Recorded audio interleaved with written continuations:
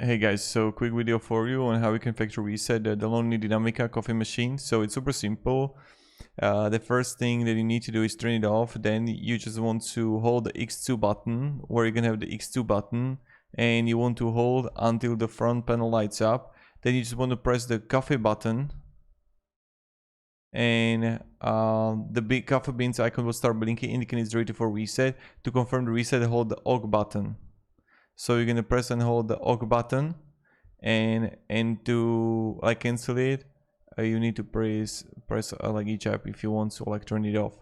So this is what you want to do. First, you're gonna have the 2 button, then the coffee button, and then you're gonna confirm it with holding the OG button.